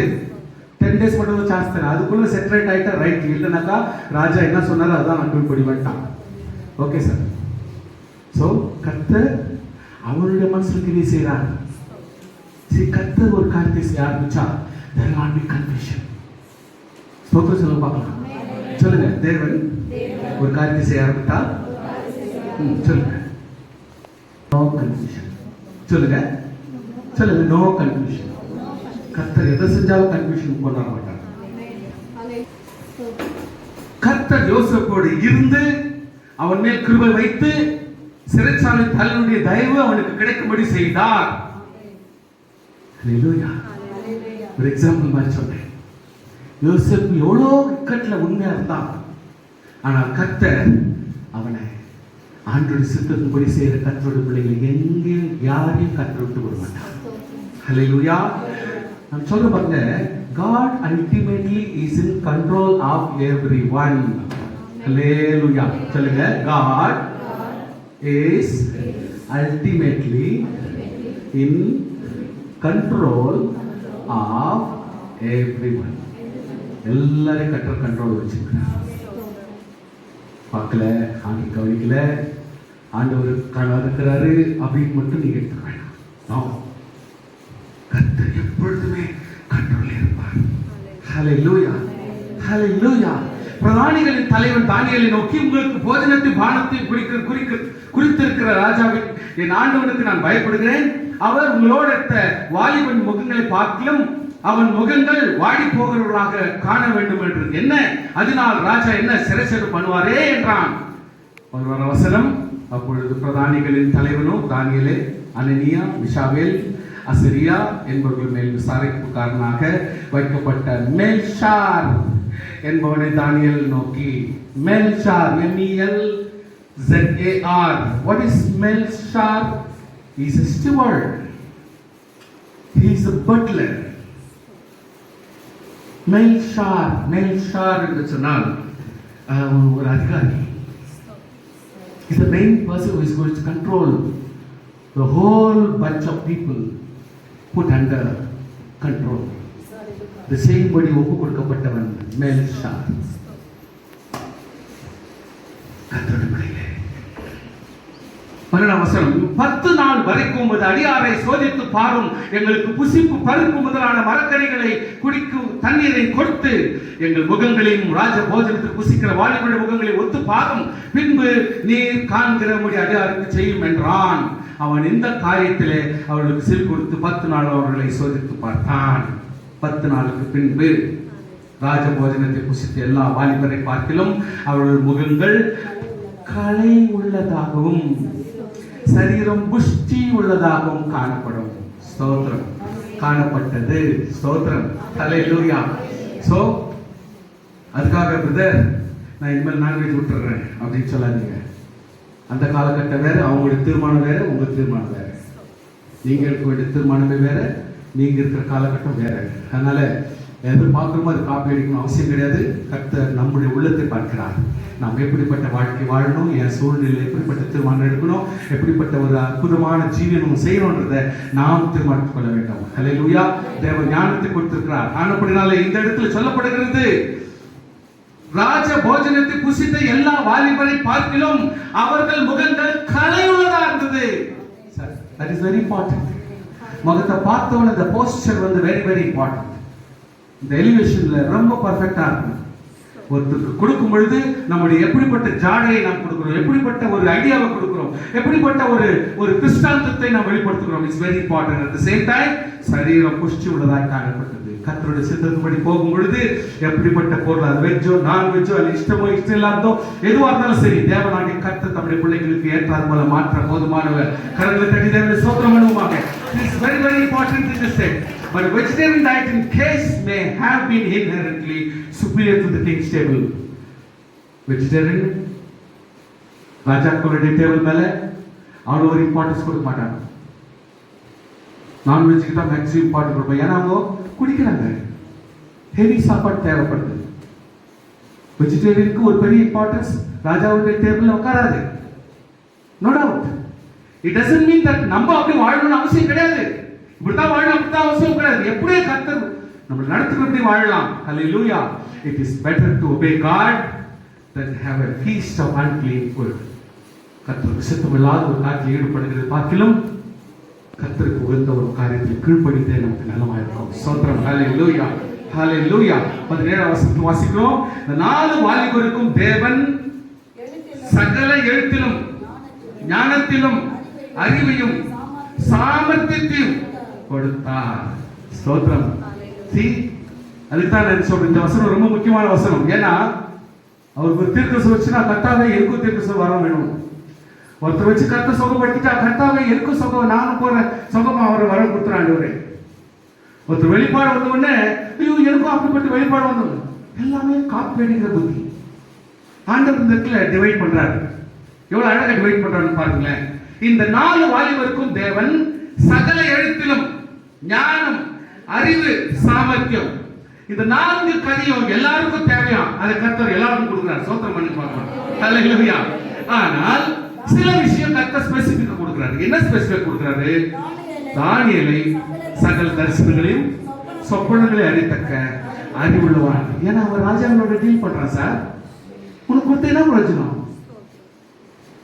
பொண்டாட்டிக்கே தைரியம் கொடுக்க மாட்டேன் நீ. அப்போ உனக்கு சொப்பன தரிசனம் கொடுத்து அதுக்கு வியாக்கியானம் கொடுத்து நான் என்னத்த குப்பை கொட்டுறது சொல்லு. யோசனை பண்ணுங்க, யோசனை பண்ணுங்க. பிள்ளைய நீ ஆறுதல் படுத்த மாட்டேன்ற சொல்லுங்க. புருஷனையும் ஆறுதல் படுத்த மாட்டேன்ற. எப்ப பாரு மூஞ்சி தூக்குறாங்க மேல. உன்னை வச்சு கர்த்தர் எப்படிப்பட்ட தரிசனத்தை கூட சம்பளம் கொடுக்கணும் சொல்லுங்க பார்க்கலாம். இப்போ டேனியல் வந்து ராஜாக்களை டீல் பண்றான், தீர்க்கதரிசிகளை டீல் பண்றான், பெரிய பெரிய வித்வான்களை டீல் பண்றான், 120 அதிபதிகளை டீல் பண்றான். கல்தேயருடைய டீச்சிங்ஸ் இவன் சொல்லி கொடுக்கறான்னு சொல்லிட்டு வச்சாலும் கூட இவன் ஆண்டவருடைய வார்த்தைக்கு கீழ்ப்படியாமலே வாழ்றான். இவனுக்கு தான் இது தேவை. அதனால தான் ஆண்டவர் சொல்றாரு தானியேலுக்கு என்ன கொடுக்கணும்? தரிசனங்களும் சொப்பனம் தான் கொடுக்கணும். அதுக்கு அவன் கொடுத்தாரு. ஆமென், ஆமென். மற்ற விசுவாசிகளுக்கு சாத்ராக் மேஷாக் ஆபேதுங்களுக்கு நல்ல விசுவாசத்தை கொடுத்துட்டாரு. ஸ்தோத்திரம். நல்ல ஈவன் ஒரு ஃபயர் வர நேரத்துல கூட என்ன பேசணுமோ அந்த பேச்சோட கூட ஒரு விசுவாசத்தை கொடுத்துட்டார். இது எல்லாருக்குமே கிடைக்காதே. ஸ்தோத்திரம். அது எல்லாருக்கும் கர்த்தர் கொடுத்திருக்கிறாரு. விசுவாசத்தை எல்லாம் கொடுத்திருக்கிறாரு. நம்ம சொல்றோம் ஃபயர் ஒர்க் பாஸ்டர் நான் பார்த்துக்கிறேன். ஃபயர் வந்து கொடுத்தா தெரியும். இப்போ கொரோனா வந்துருக்கு, என்ன பண்ணுறோம்னு பாரு. ஃபோன் பண்றோம் காலையில 3வது இடத்துல கொரோனாக்கு தான், அதனால நாங்கள் வரல, பேக் லைன்ல இருக்குது, அதனால நான் வர முடியல அப்படின்னு நான் சொன்னேன். வேலைக்கு போடுங்க. இப்போ போறோம் வேலைக்கு. பிள்ளைங்க அது போய் மேலே ஆடிட்டு இருக்கும். சர்ச்சை வந்து எழுதாங்க. இதுதான் ஆண்டு சொல்ற கதை. கத்தரோட பிள்ளைங்க ரொம்ப ரொம்ப ரொம்ப கவனமா இருக்கு. ஆவியினுடைய அனுக்கிரகம் அவனுடைய பிரயோஜனத்துக்கு அளிக்கப்படுகிறது. எப்படி எனில் ஒருவனுக்கு ஆவியினால ஞானத்தை பொதிக்கும் வரவும், வேறொருக்கு அந்த ஆவியினால அறிவு உணர்த்தும் வரவும், வேறொருக்கு அந்த ஆவியினால விசுவாசத்தை, வேறொருக்கு அந்த ஆவியினால குணமாக்கு வரவும், வேறொருக்கு அந்த அற்புதங்களை செய்யும் வரவும் சக்தியும், வேறொருக்கு பற்பல பாஷைகளை பேசுதலும், வேறொருக்கு பாஷைகளை வியாக்கியானம் பண்ணுதலும் அளிக்கப்படுகிறது. சோ வரங்கள் ஆசீர்வாதங்கள் எல்லாமே ஒருவருக்கு ஒருத்தருக்கு கர்த்தர் டிவைட் பண்ணி எல்லாரையுமே கர்த்தர் பலப்படுத்துறாரு. சோத்திரம் சொல்லுங்க பார்க்கலாம். ஹல்லேலூயா. It doesn't mean 9 வரங்கள் 10 வரங்கள் வச்சுக்கிட்டு இவர் பாட்டுக்கு ஒரு வருஷம் சுத்தி இருந்தாருன்னா நம்ம சர்ச்சுக்கு என்ன லாபம் சொல்லு. எல்லாத்துக்குமே ஒரு சென்ஸ் இருக்கணும், எல்லாத்துக்குமே ஒரு வேலை இருக்கணும், அதுக்கு ஒரு காரணம் இருக்கணும். இது இல்லாம சும்மா கொடுத்து அவர் பாட்டு சுத்தி இருந்தாருன்னா என்ன பிரயோஜனம்? அந்த ஊர்ல பார்த்து தீர்க்க கர்த்தர் ஏற்படுத்தி போட்டுக்குவார். அப்ப நம்ம அங்க போனோம், இங்க செயல்படுத்தி தான் கர்த்தர் நம்மளுக்கு கொடுக்குறாரு. So many times if you want to go abroad you should be very careful. 2 times I felt very sad. கர்த்தாவே நான் எதுக்கு இங்க வந்தேன்னு சொல்லிட்டு யோசிக்கிறேன்னு சொல்லிட்டு கர்த்தாவே சாரி, நான் வந்து இனிமேல் பிரசங்கம் பண்றதுக்கு நான் எந்த வெளிநாட்டுக்கு நான் போக மாட்டேன்னு ஒரு தீர்மானம் எடுத்துட்டேன். ஸ்டாண்டர்ட் தீர்மானம் இல்லை, நான் சொல்லி தெளிவா மனசுல வச்சுக்கிறேன். ஐயோ தேவையில்லை, நம்ம ஊர்ல சீரா குப்பை கொட்டினாட்டு போறோம், இன்னொருத்தர் ஊருக்கு போக வேண்டிய அவசியமே இல்லை. நம்மளோட மோசடிக்கிற அந்த இடத்துல இன்னும் அங்கேயே கத்த ஒரு தீர்க்கதரிசி எழுப்புவார், அங்கே ஒரு நல்ல டீச் பண்ணி எழுப்புவார், காரி துப்புரவழி எழுப்புவார், ஒத்திகளுடைய எழுப்புவார். You know one secret? Spiritual அப்படின்னு சொன்னா, ஸ்பிரிச்சுவல் அப்படின்னு சொல்றாங்க அமெரிக்கால. What is spiritual? ஸ்பிரிச்சுவல்னா உன்னை நிக்க வச்சிடணும், உன்னை பிடிச்சி விழுக்கணும், உன்னை சுத்தி சுத்தி வரணும், உன்னை அலங்கோலமா மாத்தி விட்டுறணும். they go with the spirit. அப்போ என்ன பண்றாங்கோ, ஒரு அக்லியான ஃபேஸை தான் அந்த இடத்துல வைக்கிறாங்க. போட்டோ அக்லியான படத்தை தான் வைக்கிறாங்க. இவங்களும் நாளடைவில் வித்தியாசமான தலையும், வித்தியாசமான கலராகவும், வித்தியாசமான மூஞ்சாகவும், வித்தியாசமான பல்லாகவும், வித்தியாசமான அங்கங்க நாட்டு போடுற மாதிரியும் மாறிடுறாங்க. They see spiritual ways டெமோனிக்கா எக்ஸ்பிளைன் பண்ணாதான் ஸ்பிரிச்சுவல்னு அவங்க ஃபீல் பண்றாங்க. there is nobody to teach them. Teach பண்ணா காய்த்து போறாங்க. நீ யாரா நமக்கு சொல்லி கொடுக்கிறதுன்றாங்க. are you Jesus? இயேசு கிறிஸ்துவே சும்மா போயிட்டாரு, ஏதோ காலகட்டத்தில் வந்தாரு போயிட்டாரு, நீ என்ன அப்படின்னு காய்த்து போறாங்க. this is what the general world perspective. But கர்த்தருடைய பிள்ளைகளே, நிச்சயமாகவே தேவனாகிய கர்த்தர் ஒரு காலகட்டத்தில் ஒவ்வொரு கர்த்தருடைய பிள்ளைகளும் தெரிந்து கொள்றாங்கன்னா அர்த்தம் இல்லாமல் போகாது. 20ஆம் வசனத்தை வாசிக்கிறோம். ஞானத்துக்கும் புத்திக்கும் அடுத்த எந்த விஷயத்தில் ராஜா அவர்களை கேட்ட விசாரித்தானோ அதிலே தன் ராஜ்யம் எங்கும் உள்ள சகல சாஸ்திரிகளிலும் ஜோசியரிலும் அவர்களுக்கு 10 மடங்கு சாமர்த்தியம் கண்டான். வாசிங்க அந்த வசனத்தை வாசிக்க பார்க்கலாம். 9ஆம் அதிகாரம். ஞானத்துக்கும் புத்திக்கும் அடுத்த எந்த விஷயத்திலும் ராஜா அவர்களை கேட்டு விசாரித்தானோ அதிலே தன் ராஜ்யம் எங்கும் உள்ள சகல சாஸ்திரிகளிலும் ஜோசியரிலும் அவர்களை 10 மடங்கு சமர்த்தராக கண்டான். பாத்தீங்களா? ஆண்டவர் நம்ம கொடுக்கிறது யார்கிட்ட கொடுப்பார்? நம்மள ஆசீர்வதிக்கிறது யார் ஆசீர்வதிப்பார்? நம்மள பலப்படுத்தாது யார் பலப்படுத்த போறாரு? யூதர்கள் பலப்படுத்தின கருத்து நம்மள பலப்படுத்த மாட்டாரா?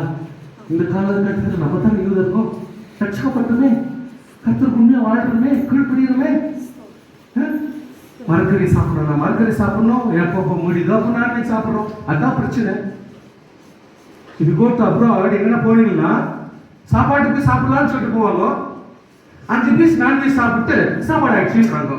ஒரு சின்ன பீஸ் சோறு கூட கலத்துறது இல்லை. நான் யோசிச்ச பலமுறை, வாட் இஸ் திஸ்? லஞ்சுக்கு போறீங்க, டின்னருக்கு போறீங்க, அங்க ஒரு பீஸ் கறி வச்சுட்டு இதுதான் சாப்பாடு. எப்படி காலையில நாஸ்டா, come for the breakfast brother, come for the breakfast சொல்றது பார்த்தா நமக்கு ஐயோ பிச்சு கிச்சுப்பா. என்ன ஒரு தோசை இட்லி கறி என்ன வைக்க போகுது பார்த்தா கெலாக்ஸ் கொஞ்சம் போட்டு சில்லுன்னு பாலை கொஞ்சம் குடிச்சிட்டு கமான் கமான் கமான் சாப்பிட்றப்போ சில்லுன்னு பால் இருக்கிறதுனால கொர்ரு தான் சாப்பிட்றப்போ பரவாயில்ல, நல்ல பிரேக்ஃபாஸ்ட் சாப்பிட்ற மாதிரி ஒரு எண்ணம் நமக்கே வந்து சமாதானப்பட்டுக்கிறா. டெய் சமாதானப்பட்டுக்க அவர் எதிரில் அவர் எதிர சும்மா கேவலம் விடாத. நீ ஓ nice, how about this, good good good, very nice, சொல்லு சொல்லு சொல்லு, yes sir, very nice sir, very healthy sir, good sir. It's up to you. It's up to you. நீ எப்படிப்பட்ட சாப்பாடு சாப்பிட போற, எப்படிப்பட்ட ஒரு சூழ்நிலைக்கு வர போற, அதை போய் நிச்சயம் நீங்க அனுசரிச்சு வாழுங்க. பட் நாம் கர்த்தருடைய பிள்ளைகள் என்றால் கர்த்தருக்கு கீழ்ப்படிந்து வாழணும். சமர்த்தராக 10 times யாரு உலக மனுஷன் பார்க்கறான், இன்னைக்கு ராஜா பார்க்கறான். 10 times they are worthy. 10 times அவங்க ரொம்ப வொர்க்ஃபுல்லான ஆட்கள் ஆக்குறாங்க. See, that is what God needs. Hallelujah. நம்ம லைஃப் டைம்ல நம்ம வாழ்ந்து காட்டணும். ஸ்தோத்திரம் சொல்ல பார்க்கலாம். நம்ம லைஃப் டைம்ல நம்ம சாதனை பண்ணி காட்டணும். ஹalleluya. லைஃப் டைம்ல நம்ம சாதனை பண்ணி காட்டணும். ஹalleluya. லைஃப் டைம்ல நம்ம வாழ்ந்து காட்டணும். கரங்களை விட்டு பார்க்கலாம். ஹalleluya.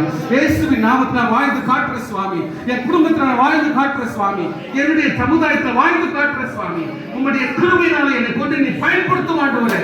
ஹalleluya ஹalleluya ஹalleluya ஹalleluya. ஸ்தோத்திரம் ஸ்தோத்திரம் இயேசுவே, ஸ்தோத்திரம் ஐயா. Thank you very much.